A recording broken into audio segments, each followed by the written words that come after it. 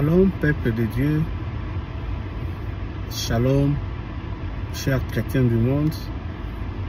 En ce moment, que la paix de notre Seigneur Jésus, l'amour de notre Dieu le Père vous localise et entre dans vos maisons en ce début d'année 2025. Je viens auprès de vous pour tout simplement vous encourager, vous qui êtes entrés en 2025. Ça n'a pas été facile durant 2024 et nous pensons que 2024 est resté avec les échecs, avec le découragement, avec les tristesses, avec les désolations, et que 2025 sera une année de gloire pour tout un chacun de nous et chacun de vous. Notre thème de l'année, selon la vision de l'église Arche Source de Vie, c'est tout simplement une année de perfectionnement et une année du surnaturel. Voilà pourquoi, bien aimé, je vous dis ceci. Cette année 2025 qui a commencé, tu dois aborder cette année avec foi. Pourquoi avec foi? Parce que la Bible déclare que la foi est une ferme assurance des choses qu'on espère et une démonstration de celles qu'on ne voit pas. Et pour l'avoir possédé, les anciens ont eu à avoir le témoignage. Et la foi, c'est une arme efficace pour laquelle nous pouvons lutter contre tout ce qui peut être comme obstacle devant nous. Bien aimé, la Bible ajoute en disant que la foi vient de ce que l'on entend et ce que l'on entend vient de la parole de Christ. Et sans la foi, il est impossible de lui être agréable et nous devons savoir que ceux-là qui doivent s'approcher de Dieu doivent croire que Dieu existe et qu'il est le rémunérateur de tous ceux-là qui le cherchent. La deuxième des choses, ne jamais perdre l'espoir. L'espérance est un élément important vis-à-vis des promesses de Dieu dans ta vie. Je ne sais pas quelles sont les promesses que Dieu t'a faites dans ta vie, mais l'espérance, c'est ce qui te reste après avoir tout perdu. La Bible dit que tant qu'il y a la vie, il y a de l'espérance. L'espérance ne compte pas. L'espérance, c'est un élément important qui doit te maintenir devant les obstacles, devant les difficultés. Il faut continuer à espérer et ne jamais baisser les bras. La troisième des choses, il faut toujours chercher avant toute chose à connaître la volonté de Dieu. Qu'est-ce que Dieu a dit à ton sujet? Et le meilleur moyen de connaître la volonté de Dieu bien-aimé, c'est dans la prière. Voilà pourquoi Dieu dit à Jérémie, invoque-moi, je te répondrai et je te montrerai des choses cachées, des choses que l'œil n'a point vues, que l'oreille n'a point entendues. Et Dieu est capable de te les révéler au travers de la prière, qui est un élément important par rapport à la volonté de Dieu. Ne marche jamais seul sans connaître la volonté de Dieu bien-aimé. Exerce-toi dans la prière. La prière permet à nourrir ton esprit et à le rendre léger pour être en communion avec l'Esprit de Dieu. La quatrième des choses bien-aimées, il faut être prêt pour la bataille. La Bible dit que le combat avec Amalek sera de génération en génération. Et lorsque nous lisons Apocalypse, quelque part il est écrit que les serpents étaient furieux et irrités, car après avoir attaqué la femme qui était enceinte et qui avait accouché parce qu'on lui avait donné des aides, et cela l'a permis d'aller dans le désert et le mettre à l'écart des attaques du serpent, le dragon a été irrité et il est allé faire la guerre contre la postérité de la femme. Et nous combattons toujours.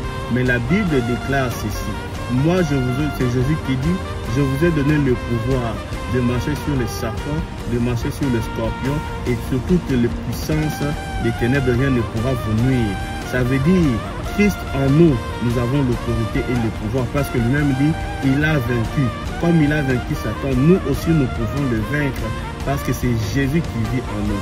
Et enfin, voici 7 conseils importants que je voudrais partager pour réussir cette année 2020. Le premier, c'est de rester courageux, d'avoir du courage.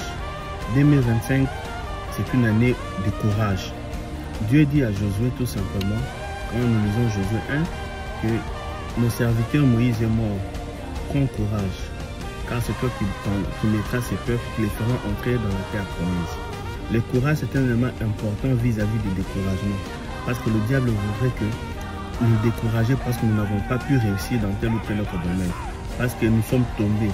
Mais prends courage, relève-toi. La Bible dit, les tiens rebâtiront sur d'anciennes ruines.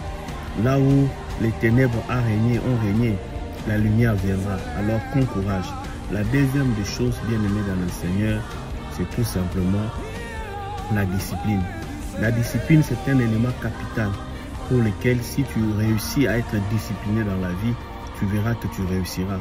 La discipline, ce sont tout simplement les règles que tu dois mettre sur ton chemin pour éviter de te retrouver dans le désordre. La discipline met de l'ordre. Les hommes qui ont réussi dans la vie, pour la plupart, ils ont été disciplinés. La discipline te permet de travailler efficacement. La discipline te permet de rester conscient. La discipline te permet d'être toujours focalisé vis-à-vis de l'objectif. Alors ne perds jamais ça. Et un autre élément important, bien aimé dans le Seigneur, c'est tout simplement d'avoir la patience. La patience, ça fait partie des fruits de l'esprit. Un homme qui est patient attend son tour. Ne vois pas l'autre qui a réussi en janvier, en février, comme si toi, tu ne devrais pas l'être. Voilà pourquoi Dieu dit à Habakkuk, attends la prophétie, garde-la avec toi. Si elle tarde, ne sois pas pressé. Toi, attends-la, car c'est une prophétie qui va s'accomplir et s'accomplira certainement. Un autre élément important, bien aimé dans le Seigneur, c'est tout simplement l'hospitalité, la charité. L'hospitalité, c'est tout simplement un élément important que Dieu utilise. Parmi les trois vertus d'un chrétien pour lesquelles Jésus insiste, nous avons la foi, nous avons l'espérance et nous avons la charité. Alors, de toutes ces choses-là, il y en a une qui est plus importante, c'est la charité. La Bible dit que celui qui arrose sera arrosé. 2025, Dieu ne te bénira pas seulement pour toi-même. Mais si Dieu te bénit, pense aux pauvres, pense aux veuves, pense à ceux-là qui souffrent. Ne garde pas la bénédiction pour toi-même, car personne n'a jamais été béni pour lui-même. Mais Dieu envoie sa bénédiction pour que cette bénédiction profite aussi aux autres, mais avec sagesse et intelligence. Un autre élément, c'est tout simplement l'amour. L'amour, elle ne critique pas. L'amour supporte. L'amour sait reprocher l'autre avec beaucoup de douceur. L'amour, c'est un élément important. Tout chrétien qui a l'amour en lui réussira cette année 2025. Pardonnez ceux-là qui vous font du mal. Pardonnez ceux-là qui vous ont critiqué. Laissez que Dieu lui-même s'en charge, car la Bible déclare que la justice appartient à Dieu. Dieu lui-même qui est Dieu n'a pas maudit l'homme à cause de son amour. Pourquoi toi tu voudrais maudire un autre homme qui est semblable à toi?